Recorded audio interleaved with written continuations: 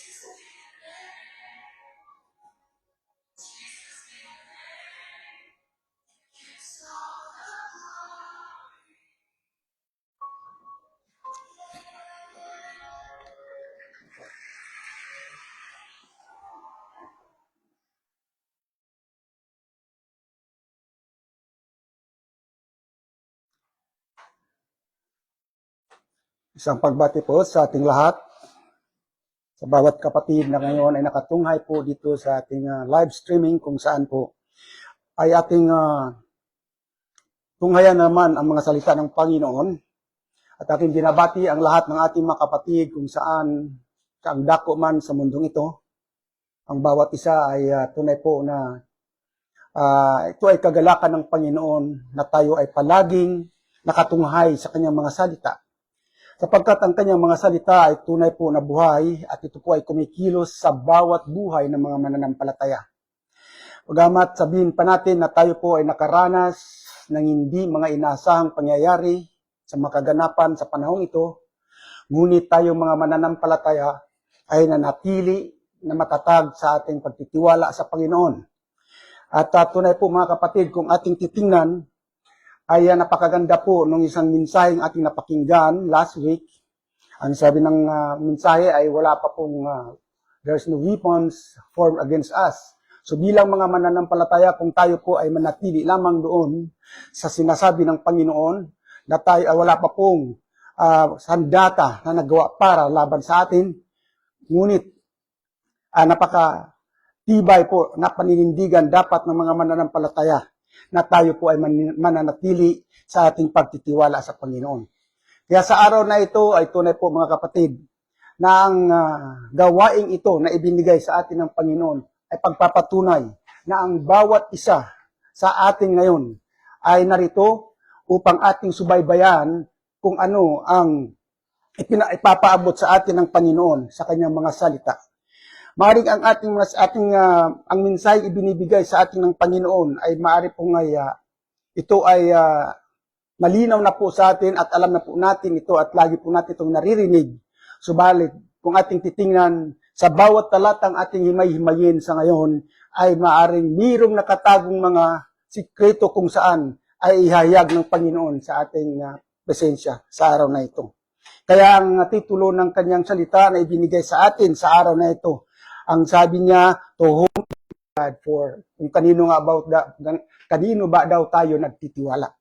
Ito po ay isang katanungan kung saan po ay makikita sa bawat isang mananampalataya kung papaano nga tayo dumidepende, kung saan nga pa tayo nakadepende at kanino nga po ba tayo nakadepende. Ang sabi po niya sa kanyang mga salita dito sa Proverbs chapter 5 chapter 3 verse 5 and 6, sabi niya, trust in the Lord with all your heart and do not lean on your own understanding. In all your ways, acknowledge Him, and He will direct your path. So kung ating titingnan po mga kapatid, ito po isang katanungan na maaring inakikita ng Diyos sa buhay ng mga mananampalataya. Bagamat sinabi nating tayo'y nagtitiwala sa Kanya, subalit hindi natin namalayan na may mga bagay tayong ginawa na hindi nakaayon sa kalooban ng Diyos. Na akala natin na ang ating ikinikilos ay ikinagagalak ng Panginoon. Ngunit ang katotohanan, ito ay labis niyang ikinalulungkot dahil nakita ng Panginoon kung paano tayo kumikilos sa ating kaparaanan. Sa kasalukuyang sitwasyon ngayon ay hindi natin maipagkaila na bawat isa sa atin ay nakakaramdam ng pagkabahala.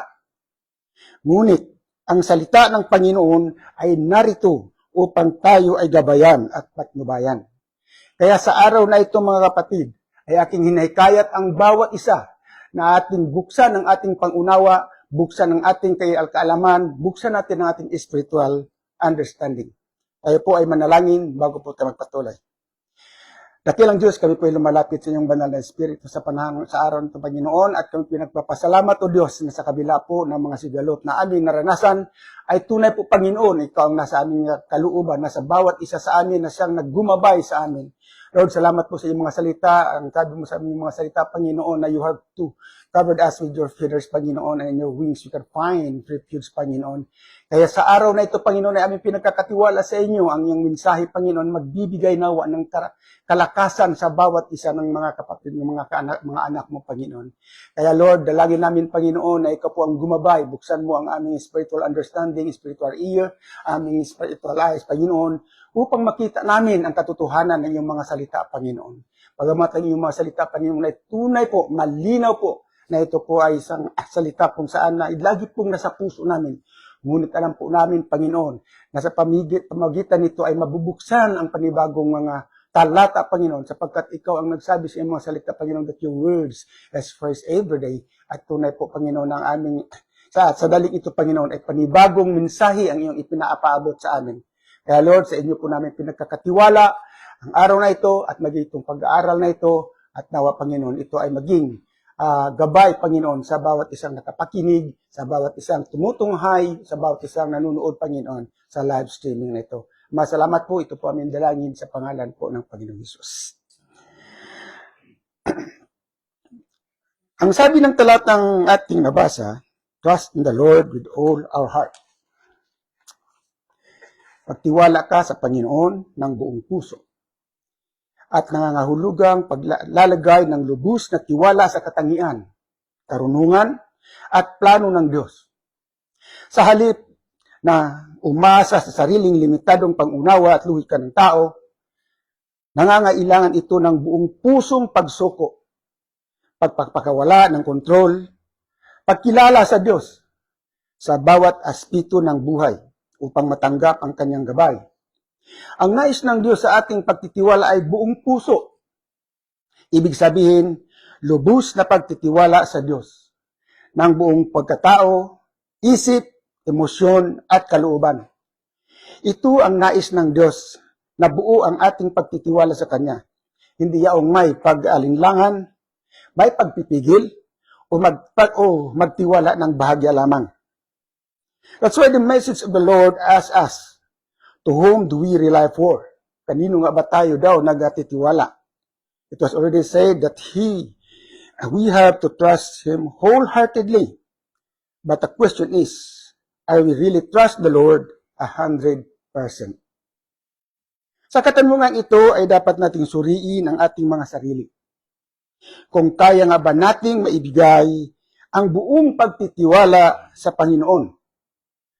Because in the second phrase of this verse, ay makikita natin, we might be tested kung gaano nga tayo nagtitiwala sa Panginoon. Ang sabi niya doon, sa pangalawang bahagi ng kanyang salita, do not lean in your own understanding. Dito po tayo ngayon magpo-focus sa ating mensahe. Do not lean in your own understanding.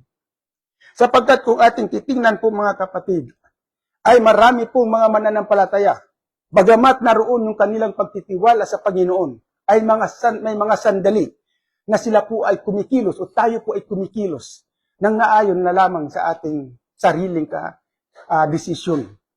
Ang sabi ng Panginoon, do not lean in your own understanding. Huwag kang manalig sa sarili mong kaunawaan.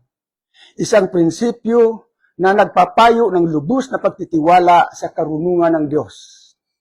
Sa halip na umaasa sa limitadong pananaw ng tao, hinikayat nito ang pagkilala sa Diyos sa lahat ng desisyon na nangangakong gabayan niya ang ating mga landas dahil ang luhika ng tao ay may hangganan kumpara sa banal na pananaw. Yan po ang isang katotohanan, mga kapatid, na ang ating luhika ay tunay po na may hangganan.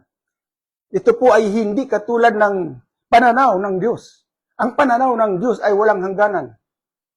Kung tayo po ay minsan sa ating mga sarili na akala natin ang ating ginagawa ay naaayon sa kalooban ng Panginoon, ngunit sa presensya ng Panginoon, ito po ay hindi po na nakakatuwa para sa Kanya.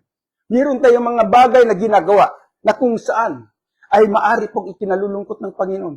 Na akala natin na ang ating ginagawa ay naaayon sa Kanyang kalooban.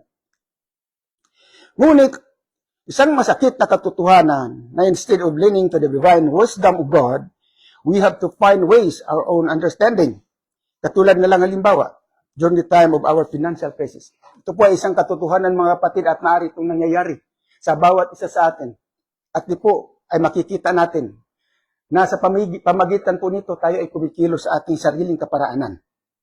Sapagkat tunay po, mga kapatid, na nangyayari ito hindi lamang sa labas ng church o simbahan, higit itong nangyayari doon sa labas ng sa loob din naman po ng ating church na to. Sapagkat ang church natin ay tunay po, hindi to natin masasabi na tayo ka ay blessed. Subalit dahil nga ang salita ng Panginoon ang siyang nagbibigay sa atin ng tunay na kalakasan, tayo po ay dapat mananangan lamang doon sa kalooban ng Panginoon. Subalit nangyayari sa atin minsan, sa panahon ng ating kagipitan, ay gumagawa tayo ng isang desisyon upang sa gayon ay matugunan yung ating mga pangangailangan. Kaya, sabi nga niyan, katulad na lang halimbawa na sinasabi ko na sa financial crisis, instead of looking forward to the promises of God, as He said in His Word, sa Philippians chapter 4, verse 19, that He will supply all our needs according to the riches of His glory in Christ Jesus. Subalit tayo po minsan, dahil sa kagipitan, ay lumalapit sa tinatawag na buaya sa lupa. Buaya sa lupa. Ano nga ba ang ibig sabihin ng buaya sa lupa? Ito po yung tinatawag na idiomatic expression for those lenders na nag-a-add ng 20% or more than 30% or more than 20% of total amounts of how much we lended. Yun po. Akala natin na ating paglapit sa ganitong bagay, sa pagkilos natin ng ganitong bagay, ay nakakatulong sa atin. Subalit ang katotohanan po, ang pagdesisyon ng ganito, akala natin na ito po ay nakapag-resolba ng ating financial trouble. Subalit, mas lalo lamang tayong nilulugmok sa kahirapan. Kaya kanino nga ba tayo dapat magdepende?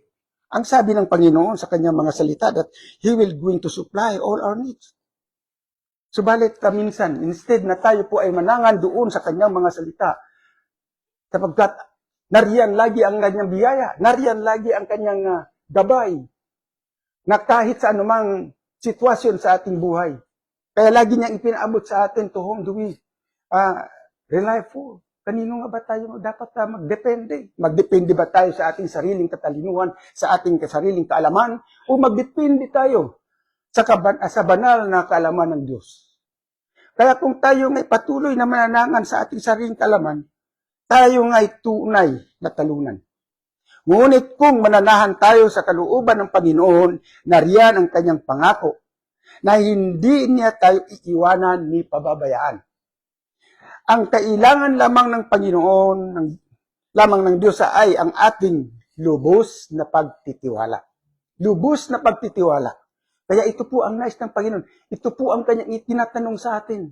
Yung lubos na pagtitiwala. Ang sabi niya sa kanyang mga salita na,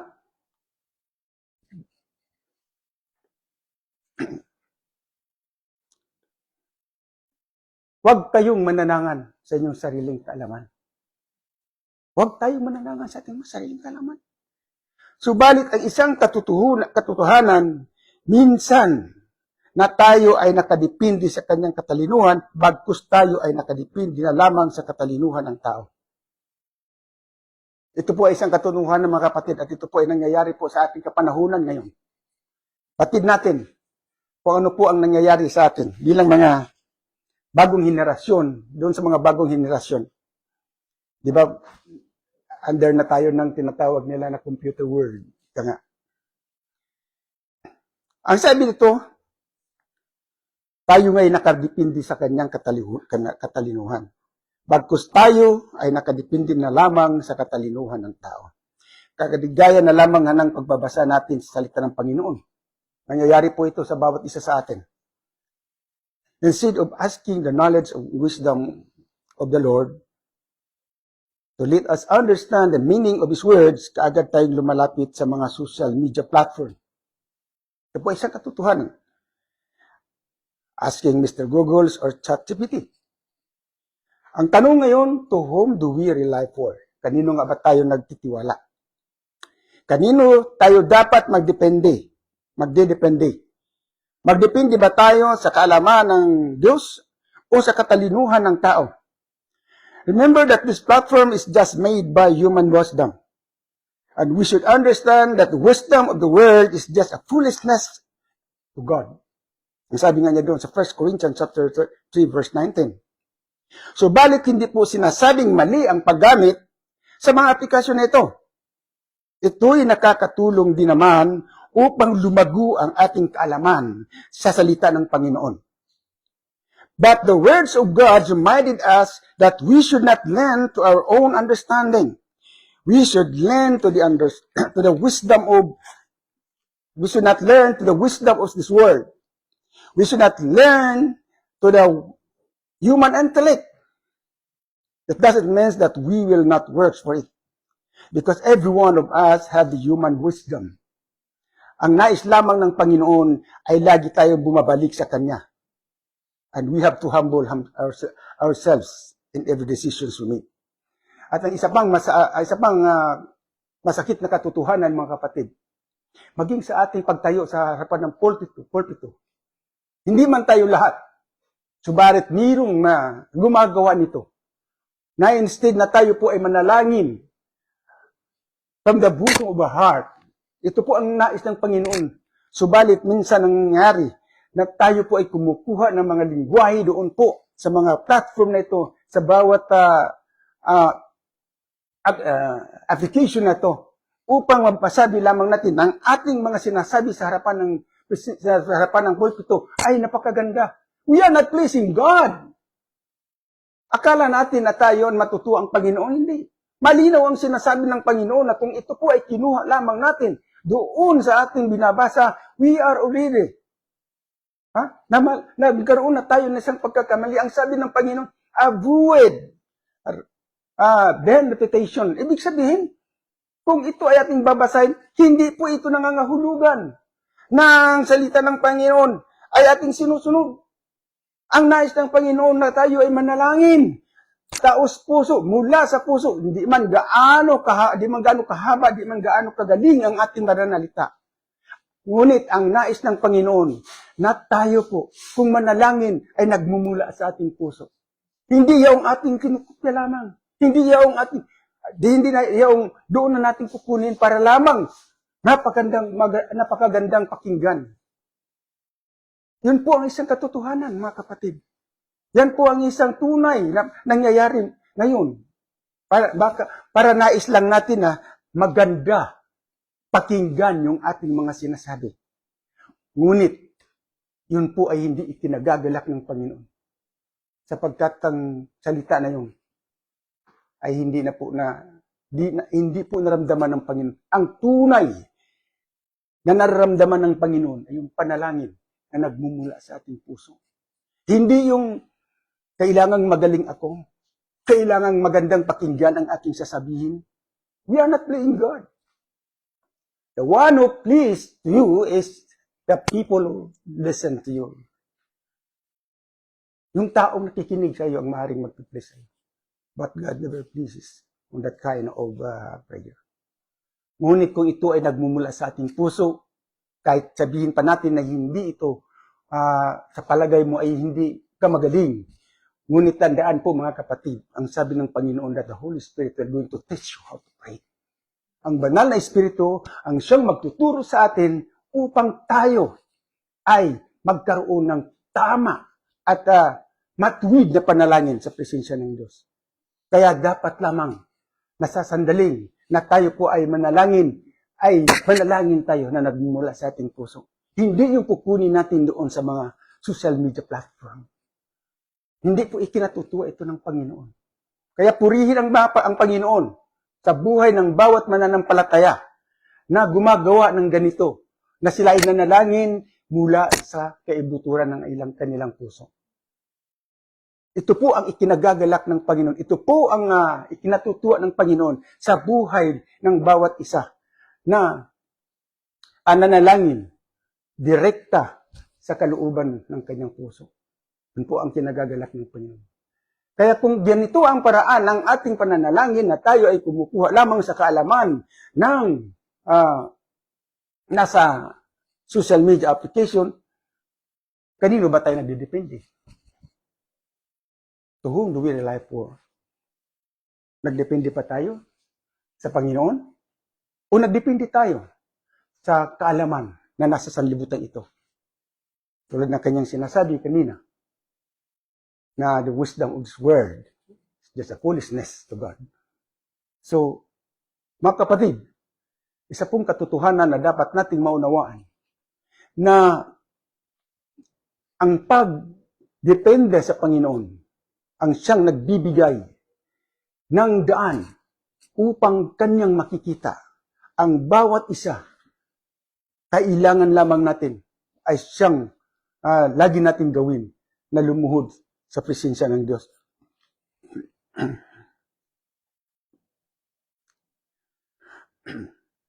Kaya sa bawat sandali na kung tayo po ay magkaroon man ng mga suliranin, magkaroon man ng ibang mga karanasan na sa tingin natin sa ating mga sarili ay hindi natin makayanan, always come to the Lord. Come to God. Ang sabi niya sa kanyang mga salita, na nais lang niya na tayo po ay magpakumbaba palagi. Tayo po ay laging tumunghay sa Kanya. Ang nais lamang ng Panginoon, lagi tayong bumabalik sa Kanya. We have to humble ourselves and every decision we made. Every plan we planned and every path that we trod. The Lord wants us that in all our ways, we will always acknowledge Him. Yan ang nais ng Panginoon. Sa bawat desisyon na ating gagawin, sa bawat hakbang na ating lalakarin, sa bawat planong ating ipaplano, we will always come back to the Lord and acknowledge Him. Yun ang nais ng Panginoon. Ito ang gusto niyang makikita sa bawat isang mananampalataya. Sa kabila po ng mga naging kalagayan natin sa mundong ito, tayo ay lagi pong babalik sa Panginoon. Kaya dito makikita natin na ang bawat isa ay tinuturuan kung papaano tayong pagpakumbaba sa Panginoon. Sa bawat desisyong gagawin natin ay dapat ina-acknowledge natin, ipinaalam natin sa Panginoon kung ito bang aking desisyon na ito, Panginoon, ay naaayon sa iyong kalooban. Lagi nating ilapit sa Panginoon, maging ang ating mga hakbangin, maging ang ating mga pinaplano. Ang nais ng Panginoon that lagi tayong umaasa sa Kanya. Kaya sabi niya that in all our ways, we will always acknowledge Him.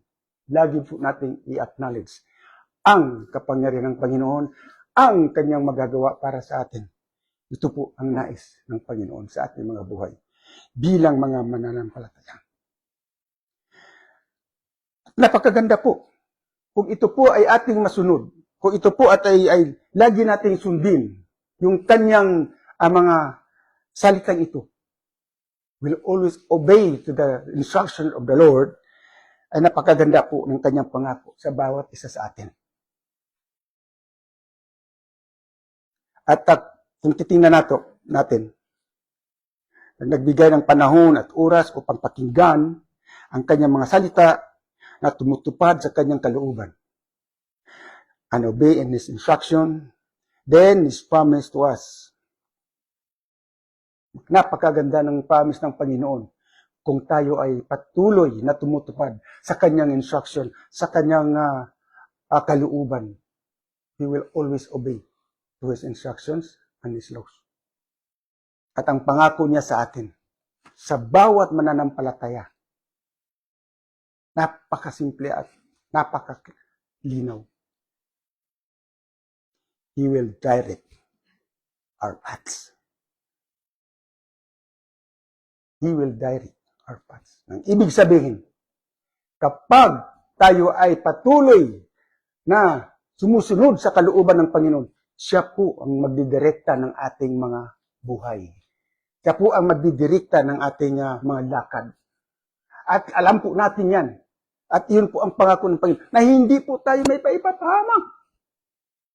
Kung siya po ang ating sundin, kung ang kanya pong direksyon ang ating sundin. Kaya sa mga sandaling ito ay tunay po mga kapatid, na ang salita ng Panginoon ay buhay. Sapagkat bilang mga mananampalataya sa panahong ito, sa gitna po ng kaguluhang ito, nagkaramdam ba tayo ng takot sa ating mga sarili? Hindi, I think. Wala po siguro sa ating nakaramdam ng takot. Bagamat tayo minsan ay medyo mapaigkit tayo dahil sa mga pagsabog sa kalawakan, pero tayo ba po ay nakaramdam ng takot? Hindi. Tulad na po ng ating narinig ng mga nagdaang mga mensahe na hindi po dapat katakutan ang gawa ng kaaway. Sapagkat mayroong Diyos na mas makapangyarihan sa lahat sa Kanya. Kaya kailangan lamang natin na tayo ay patuloy na mananangan sa Kanyang kalooban. Kailangan lamang natin na tayo ay laging magtitiwala sa Kanya ng buong puso. Sapagkat kung ito po ay ating gagawin at ito po ay ating masunod, tayo po ay idadalhin niya doon sa right way. Ang sabi niya, He will direct our paths. Kaya sa umagang ito mga kapatid, purihin ang Panginoon sa mensaheng Kanyang ibinibigay sa atin. Pagamat ito po ay maikli, subalit ako ay naniwala na ito po ay tunay po na magbibigay sa atin ng tunay na pagkaunawa sa salita ng Panginoon. Nang kailangan natin ay buong pusong pag-depende sa Kanya. Kaya dito po sa mensaheng ito ay nabigyan natin ng kasagutan kung kanino nga ba po tayo magdedepende. To whom do we rely for? Are we going to rely to ourselves, or we have to rely to the wisdom of God, to the power of God, to the love of God? Kaya, mga kapatid, sa sandaling ito ay ating ilapit sa Panginoon ang ating mga buhay at purihin siya sa umagang ito. Let us pray. Salamat po, Panginoon, sa inyong mga salita. Tunay po, Panginoon, na ang bawat isa sa amin ay maaaring nagising sa katotohanan, O God, na minsan, Panginoon, kami ay kumikilo sa sarili naming kaalaman, sa sarili naming katalinuhan. Ngunit, Panginoon, malinaw ang iyong mga salita, Panginoon, that we should not rely to our own wisdom and knowledge, Panginoon. Bagkus kami, ang aming mga pagtitiwala, Panginoon, ay lagi po namin ibibigay sa inyo. And we should have to acknowledge your presence, Panginoon, sa bawat sandali, Panginoon, na kami po ay gagawa ng mga desisyon sa aming mga buhay. Ama, salamat po, Panginoon, sa buhay po ng mga kapatid na narito at maging sa mga kapatid na nakatunghay po, Panginoon, dito sa live streaming na ito. Dalangin namin, Panginoon, na padaluyin mo ang mga biyaya at pagpapala sa kanilang mga tahanan, kung saan man sila naroon, at ang iyong gabay at patnubay, Panginoon, ay patuloy mong ilukob sa kanila. Lord, salamat po, at minsan pa muli, Panginoon, sa inyo po namin pinagkakatiwala ang araw na ito. Ito po aming dalangin sa pangalan po ng Panginoong Hesus. Amen and amen.